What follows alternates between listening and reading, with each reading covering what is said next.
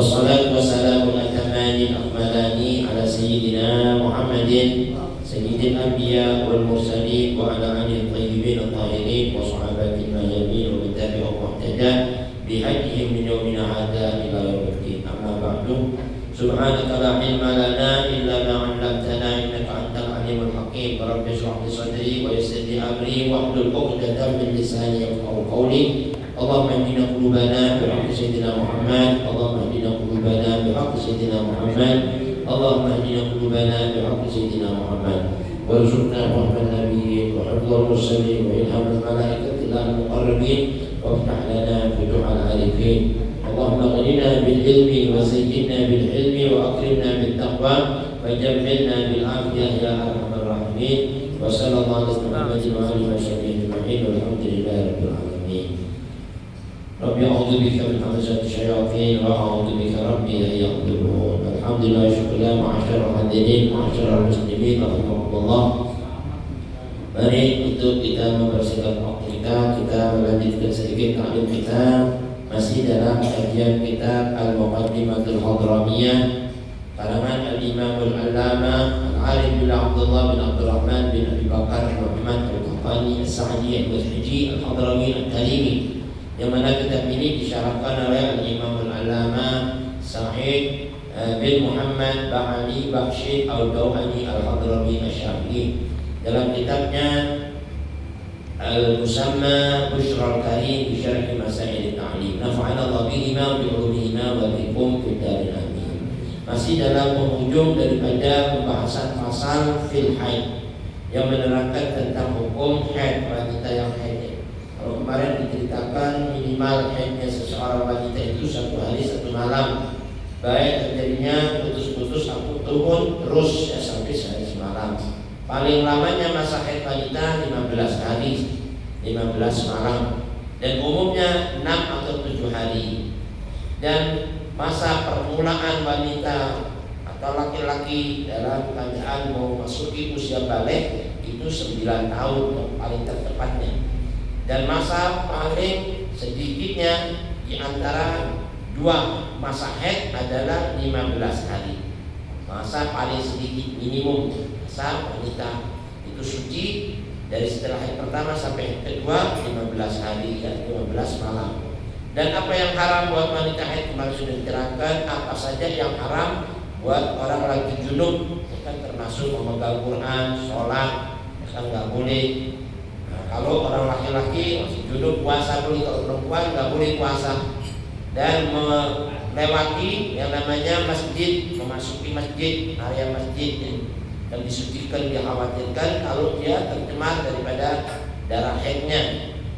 Dan berpuasa ya, diharamkan buat wanita. Dan suami menceraikan istrinya dalam kondisi haid, kemarin sudah diterangkan. Sampai kepada yang kelima, yang ini sekarang kita dalam pembahasan apa itu wal istimta'u bima baina surrah wal rukbah, ya, melakukan apa hubungan intim bersenang-senang istri dengan suami dengan keadaan wanita lagi haid ya, di area antara pusar dan lutut.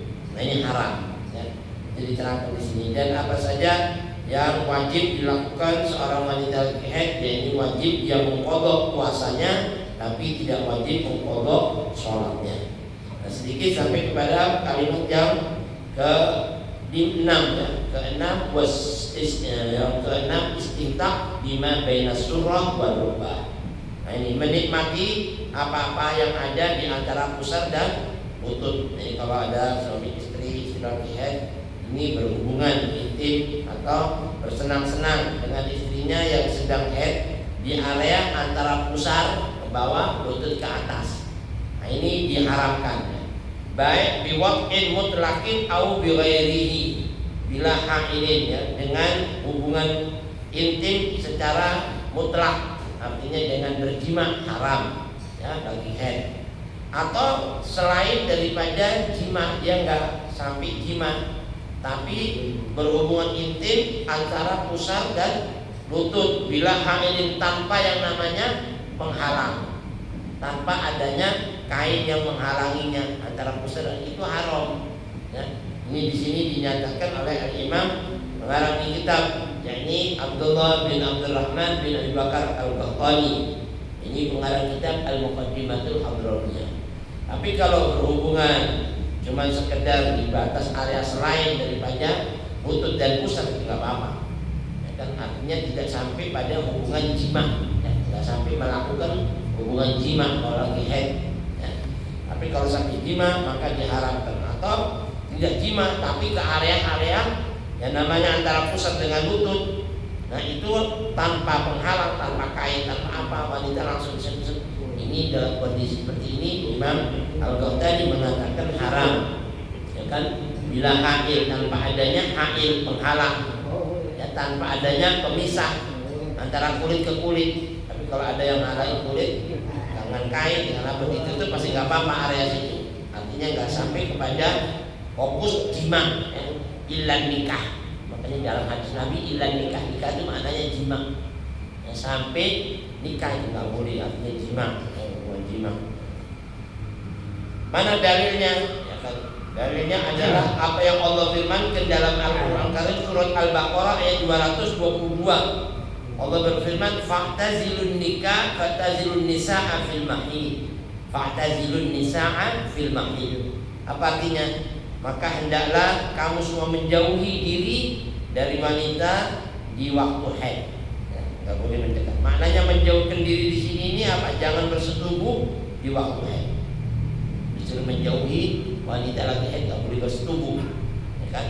Bahkan di sini kalau Imam Al-Qahtani As-Sa'di mengenai kitab Al-Muqaddimatul Hadramiyah sampai berhubungan intim, nggak sampai jima, pegangan antara daerah situ daerah situ, kulit sama kulit sampai menyentuh, ya kan, kaki. Nah ini yang diharamkan. Tapi kalau area selain itu nggak apa-apa, boleh area situ tapi pakai tutup, ya, pakai kain apa, pakai kain atau pakai celana tutup masih nggak apa-apa.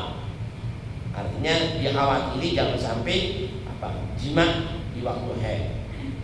Dan hadis Rasulullah SAW yang mengatakan larangannya. Fakhabarun, ada satu hadis Nabi bersabda apa itu? Lakama fauqal izar. Dan sini dikatakan lakama fauqal izar, ya, kamu boleh ya menikmati apa yang ada di tubuh wanita tadi itu apa apa saja yang berada di atas kain. Maknanya itu pakai hail. Kalau pakai hail nggak apa-apa, asal masih di atas kain. Kalau di bawahnya kain kan nggak boleh. Di bawahnya kain berarti sudah masuk, ya kan, antara daerah area-area lutut sampai pusat, lutut ke bawah, pusat ke atas. Kenapa kok fokol izar? Izar itu kan kalau dalam bahasa Arab sarung, ya kan? Izar itu kalau dalam bahasa Arab artinya sarung. Sarung itu dalam bahasa Arab dikatakan as-saubu allati apa yasturu an-nisful asfal minal badan minasturu ila rubbah. Itu namanya izar. Pakaian yang menutupi bagian bawah tubuh, yakni di area pusar dan lutut. Jadi pakai sarung kan tutup tuh pusar sampai lutut kan. Nah, itu maknanya nggak boleh kena itu.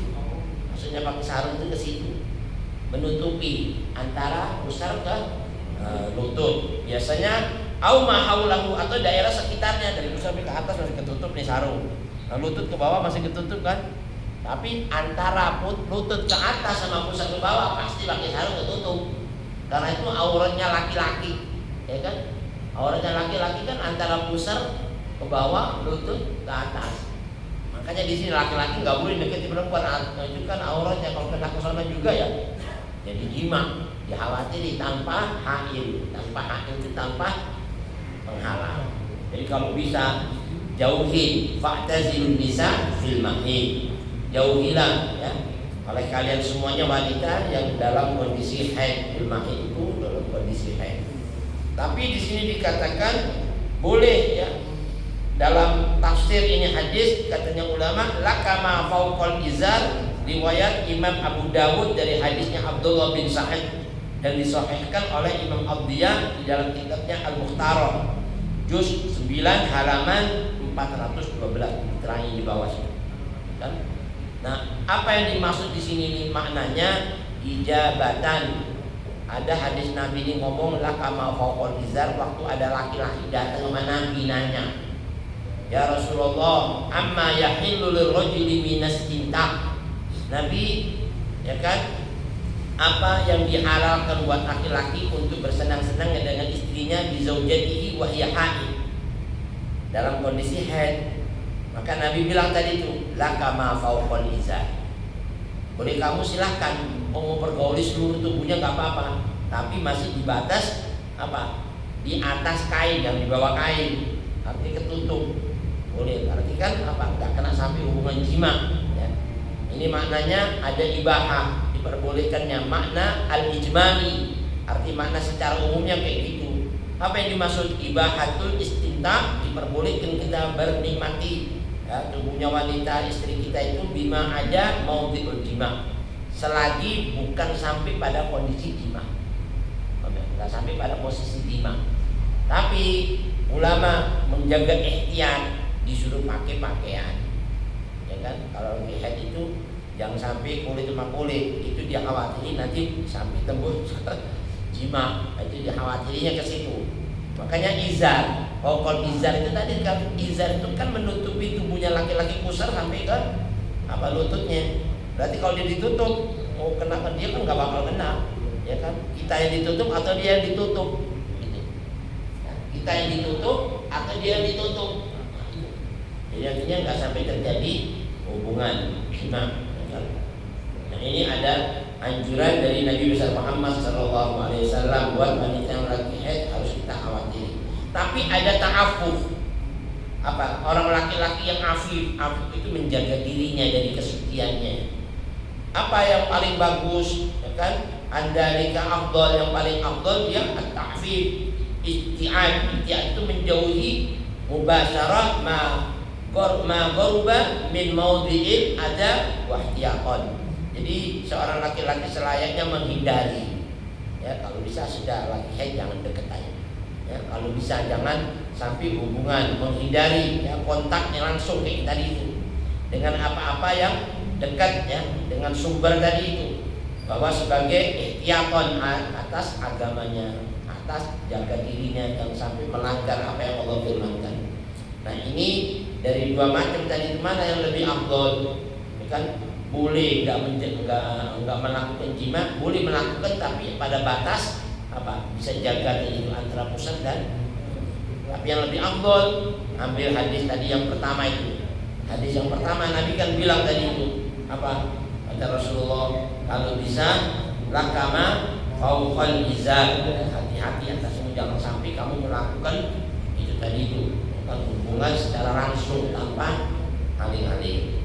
Walaupun di sini boleh, ya kan, pakai aling apa nggak pakai kain. Kalau dalam hadis yang kedua, hanya saja dikhawatiri kita sampai hubungan jima. Ya. Ada hadis yang lain Rasulullah SAW, boleh kalian gauli istri kalian illa nikah, kecuali jima. Ya.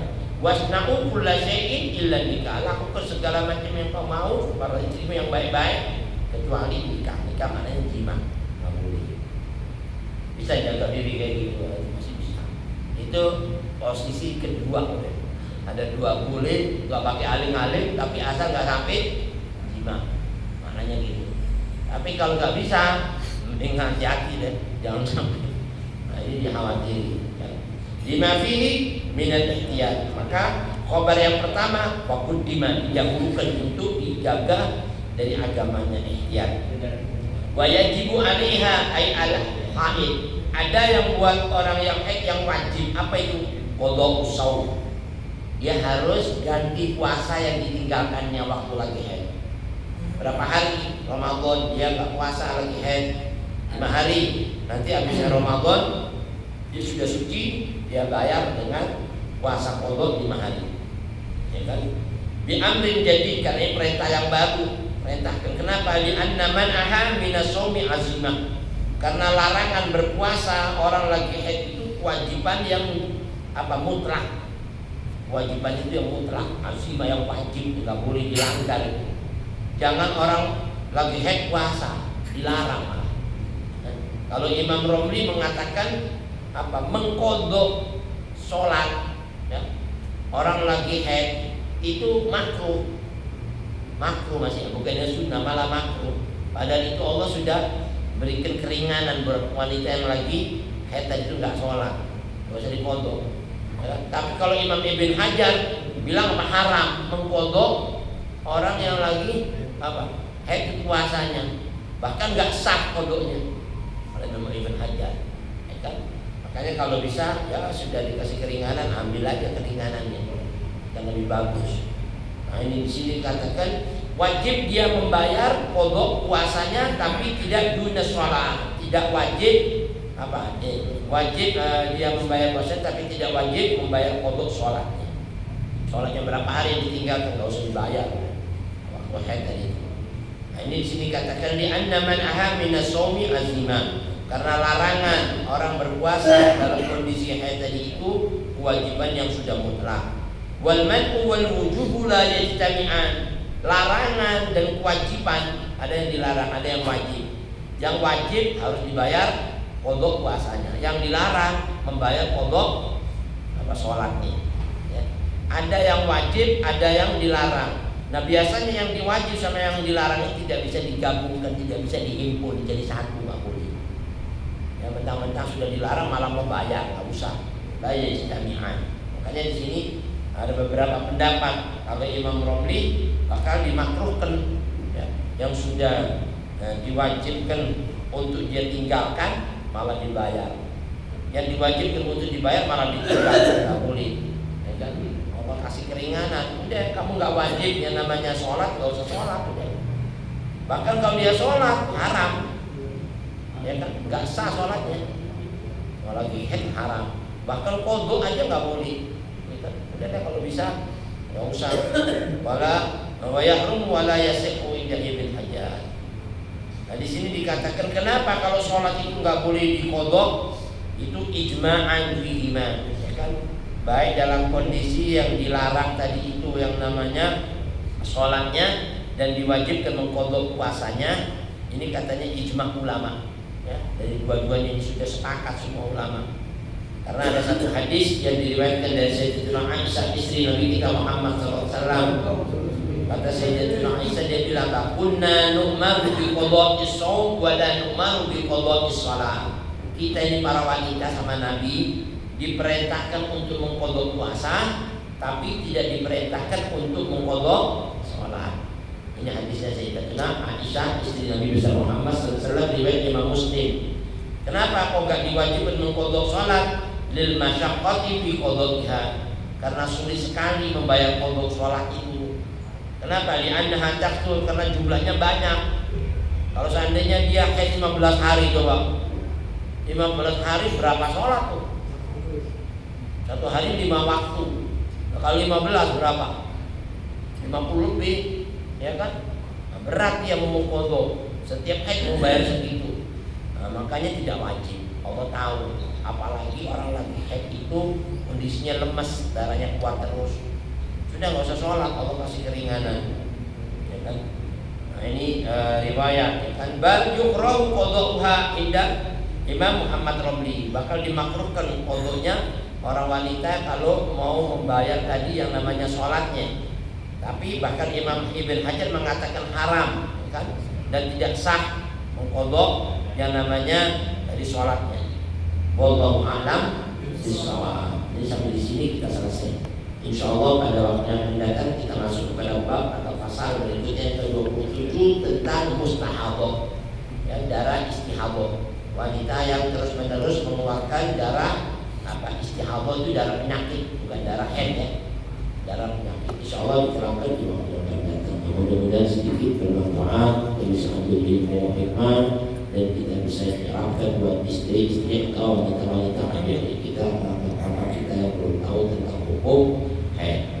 Ala hadhihi yang sholihah wa ila hadratin Nabi al-Fatihah.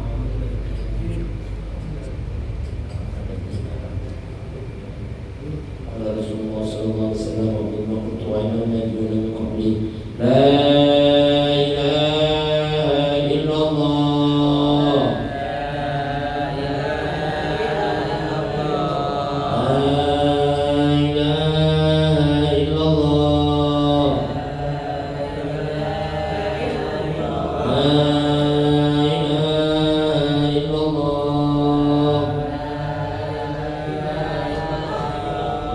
Muhammadun Rasulullah.